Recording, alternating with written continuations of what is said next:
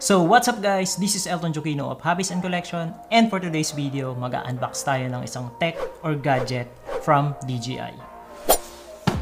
This is the DJI Mini 2. So basically guys, kalalabas pa lang neto.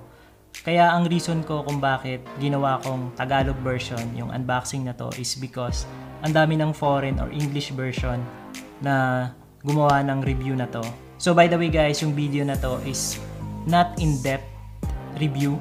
So basically, this is only unboxing and first impression and kung ano yung improvements niya from DJI Mavic Mini. So, wag na nating patagalin pa. Buksan na natin to guys.